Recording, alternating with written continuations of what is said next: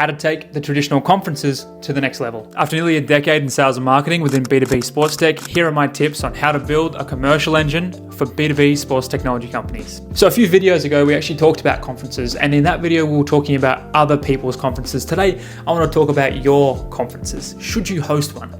You know, companies get to a certain stage where it's time to throw your party, and I believe there is nothing better than throwing your own party, not only from the social aspect, but from the control that it brings. And that makes me sound a little bit like a sociopath to say that, but if you are hosting the party, you choose who you invite. If you have a cool enough party, people will come. It's the old high school expression. The person that hosts the party is going to be the cool kid for the next week, and that's going to be your brand if you pull this off right. Now, initially and potentially ongoing, I actually don't believe in throwing big, grandiose conferences.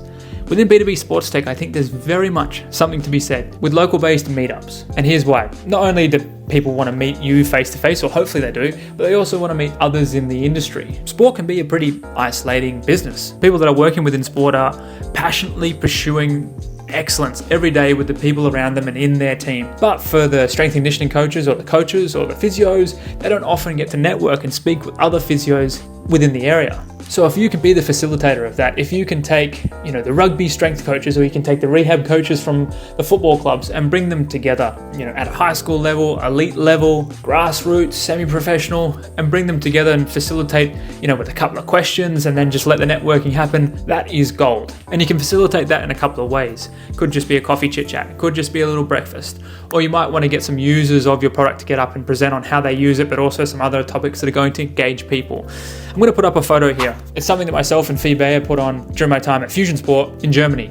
There was only about 20 people in the room, all very much smarter than me. I don't know why I had the microphone, but it was talking about the use of technology within Olympic federations. We got really positive reviews from that. It wasn't necessarily a big sales showcase. It was just a way to bring people from the national federations together to talk about the use of technology and systems and softwares. The overheads weren't massive. The stress wasn't massive because it wasn't this big conference. So what you can do is you can have very meaningful, localized impact at a small budget. That's going to take a little bit more time, but I would argue it would take just as much amount of time as putting on 100 to 200 person conference.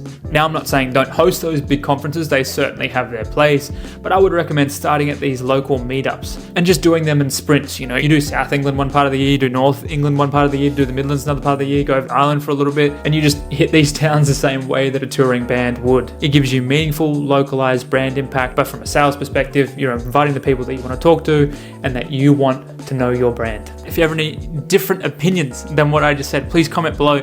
I'm always up for learning and hearing what other people have to say. We've got one more video left on the series. I'll see you then.